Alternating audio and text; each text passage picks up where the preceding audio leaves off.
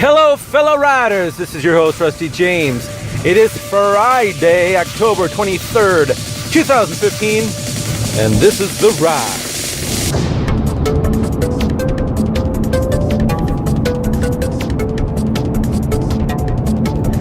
Man, I am loving this fall beauty. I cannot get enough. The sun is shining, partly cloudy skies. Sun is shining on what I would say is some major beautiful trees going on here. I don't know if you're in part of the world that doesn't see a change in the seasons, in the trees, but I love this change. I love it. I even kind of like the change when the leaves fall and the trees are bare, leading into winter time. I do for a short amount of time, and then the winter time sets in, and there's something romantic about winter and having warm drinks by the fire with family, friends, and holiday times. I love that. But I think at this part of Michigan and this part of the United States, I think the winter takes too long. I don't know if you agree with me or not. I think many do agree with me. It seems like it takes 6 months to get all the way from start to finish on winter, and I'm thinking 2 months would be perfect. But you know what? I've chosen this place to live, and I didn't choose it when I was younger, but I have chosen to continue to stay here. I can go somewhere else if I want to, but I want to be here. So, Rusty James, suck it up. Oh, did I say it's Friday? It is Friday. Come on, weekend. Come on, weekend. So this morning I'm thinking about what to talk about, what to do. And I thought, well, if you don't know what to do, seek the Lord. If you do know what to do, seek the Lord. If you kind of know what to do, seek the Lord. See a pattern there? So if we get to a point today where I'm running dry and I don't know what to say, perfect. Those are great times. I'm actually excited about times like that because, I go into these podcasts thinking sometimes I don't know what to talk about. So then you've heard me say this before. I just settle my mind from worry and trust God that He's going to give me something. And He always seems to. And it's kind of like how we should approach each day, really. I mean, you might not have a podcast you're doing on a daily basis, but in the same way, you've got things you need to do, just like I have a podcast that I'm wanting to do. And you've got things you need to do today. And tomorrow you got things you're going to need to do then. And sometimes we go into that day thinking, I don't know how we're going to do it. I don't know how I'm going to do it. And we need to approach it in the same way. If you don't know what to do, seek the Lord. If you do know what to do, seek the Lord. If you're kind of knowing what you need to do, seek the Lord. Kind of makes it easy. And then trust the Lord that He'll give you something. I have been pretty much amazed that He can give me something every day. It's like fresh manna. He prepares the way for you every day. If He's prepared a path for you, don't you think that from point A, where you're at now, to point A, the next step along this path, He's got a plan for even that little small step? Don't you think? I believe it. I believe He's got that plan laid out, and I believe that He will help us every step of the way, even when we think we can't do it. In fact, that's when we need Him the most to show us. But that's a good place to be. If you don't know where to go, seek the Lord.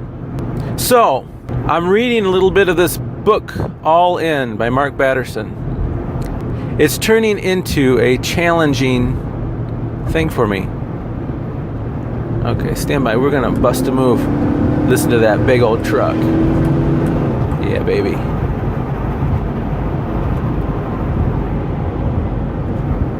I decided I wasn't going to wait behind a big semi in a one-lane highway.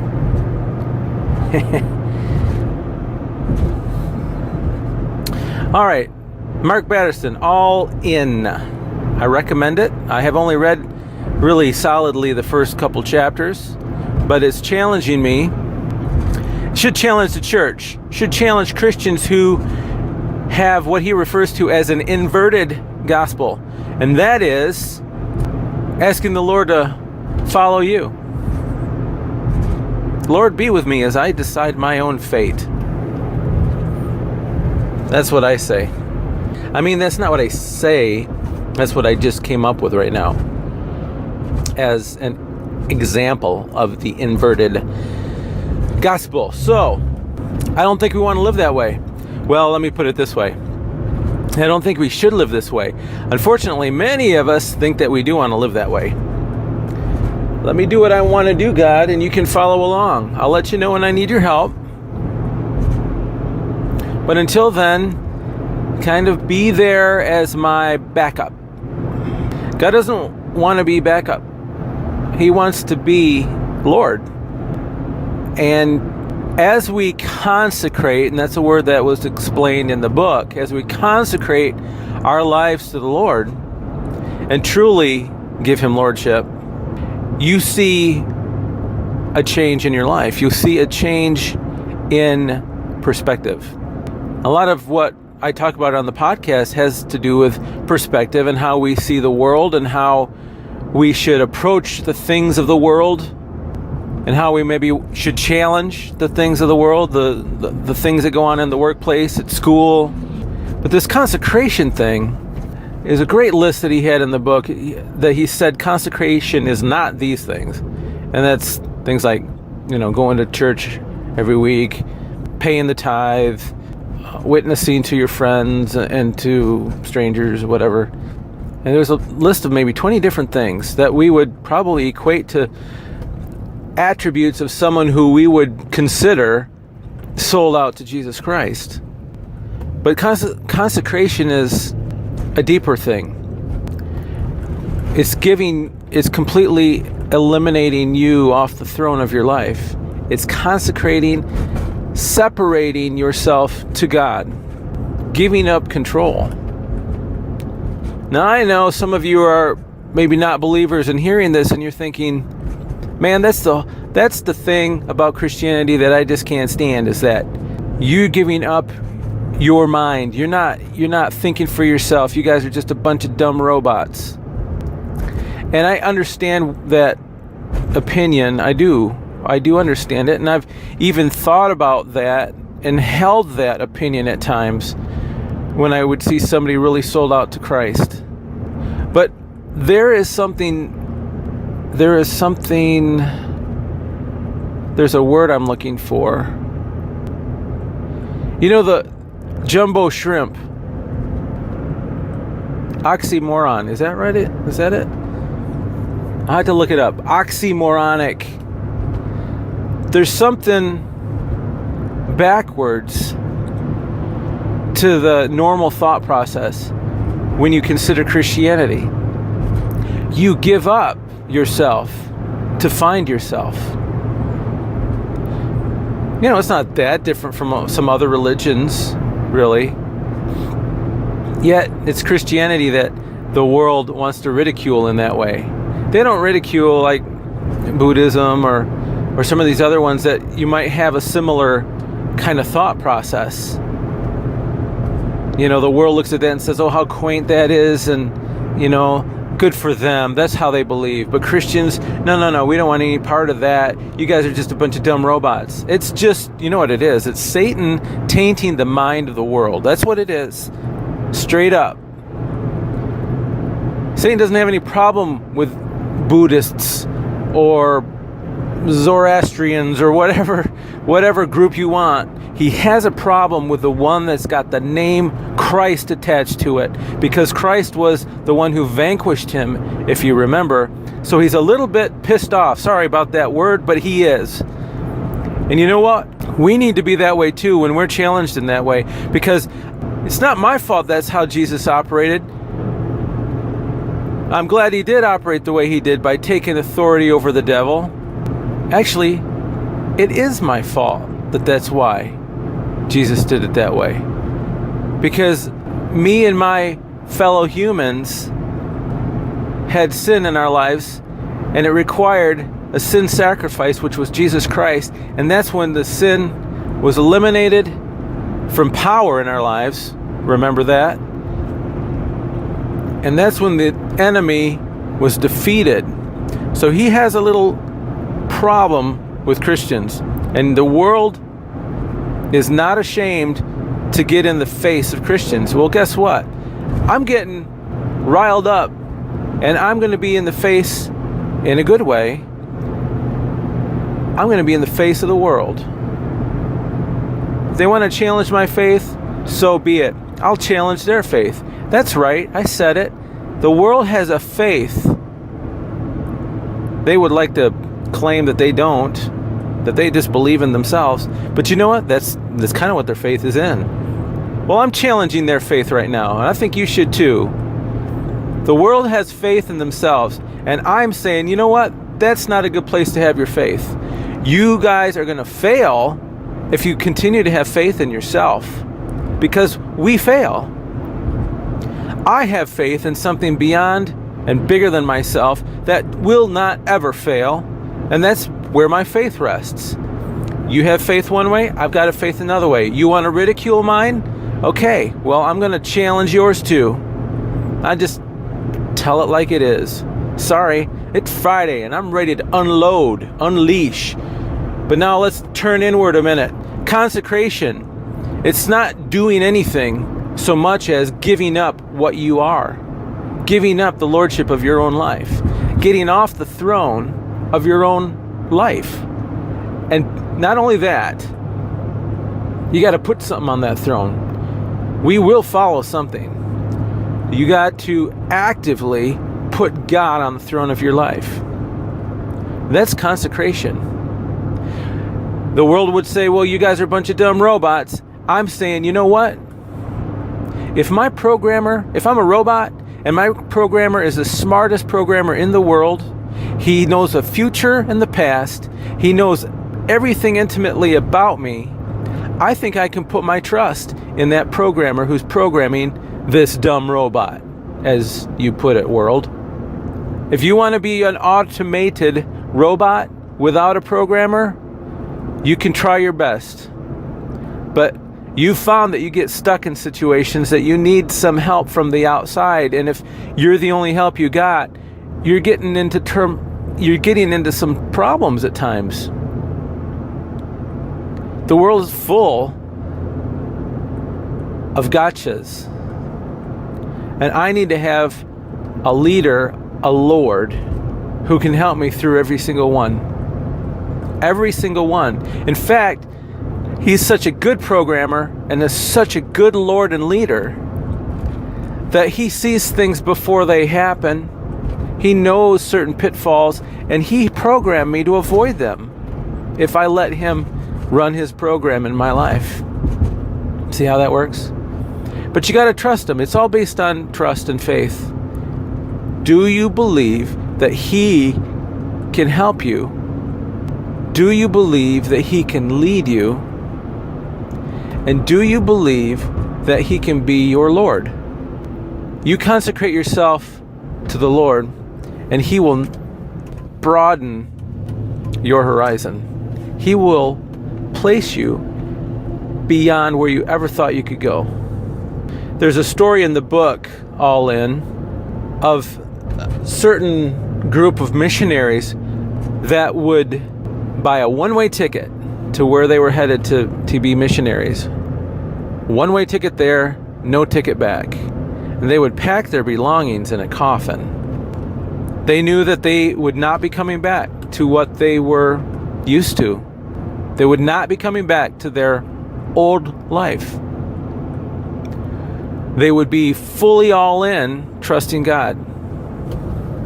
Some knew that they would be going to their death in a fairly short amount of time based on the reports coming back from certain areas where they were headed to. We're talking about the time frame when they would go into these places where there's headhunters, and there was one missionary that was named in this account. I forget the name, but they ended up going knowing that they were going to these band of people groups that would kill missionaries. They're going anyway. Pack their stuff in a coffin. And this particular missionary lived with this group for 30 years. And I'm assuming that he died of natural causes, because they were the natives there were loving toward him. And they buried him in the middle of the area where they lived, I guess. And they put on his headstone something to the effect of, there was before he came there was no light, and after he came there was no darkness, something like that. Just let that sink in a little bit. You never know, when you look at some of those natives that would never have known about Jesus Christ. You never know what God's going to do in their life. If they consecrate their life to the Lord, you just never know. God's called us to be witnesses to the world. And I remember being in a college course. I went into computer science, and there was one course I had to do an elective. It sounded like it would be cool. It had the word technology in it. It was science, technology, and society, I think it was. I thought, well, I'll do that. Sounds like it could be cool, technical even, not a boring type of class. Well, it turned out to be kind of a boring kind of class, but it looked at how modern technology affects native peoples, like third world areas. And really, the class was a subtle slam against missionaries, is what it was. And here I am in college as a Christian, and I'm realizing that I'm writing papers, and they're kind of, if I'm supposed to write them how the class is being taught, I would be kind of slamming the white man's intrusion on these native cultures and things. And I got to a point, I said to the instructor, look, I know what you're teaching here, but I don't believe it. I don't believe that it is so detrimental to the peoples. Now, sure, new culture and Christianity being brought to cultures that have for millennia, worship their ancestors and all this stuff, you're going to rock the boat, and you're going to cause some changes to their understanding. But I believe that knowing about the one true God that I know is the one true God, and challenging the demonic choices that have flourished in these cultures is a good thing. And he did have to agree with me on some levels. And he applauded the fact that I stood up to him a little bit. But I guess what I'm wanting to say here is that the world has ideas about faith. They might not describe it in the same way we do, because they don't have something that they direct their faith to that they know of. But they're simply having faith in themselves, in their own ideas. And I want to challenge us all that if we're really going to follow the Lord and let Him be Lord, we have to get off our own throne. And we have to stop being the one in the driver's seat. And I will be, as I'm reading this book, I'll touch on more and more of these issues. But we need to be able to be consecrated to the Lord. And as we do that, I believe that we will encounter a life that it's not devoid of problems, but the ones that come up might even be bigger. But because we're consecrated to the Lord, our solution is much bigger. And we can see that big problems, even bigger ones that we've ever experienced, become so small because God is getting 100% of the glory, 100% of the authority that we let into our lives. Let's live that way, okay? Stay in that word and find out if I'm telling you the truth here. Live in peace, and pray for those who persecute you, and consecrate your life to the one thing, to the one person, to the one God that's worth consecrating to. Got it? Got it. And I will see you on the flip.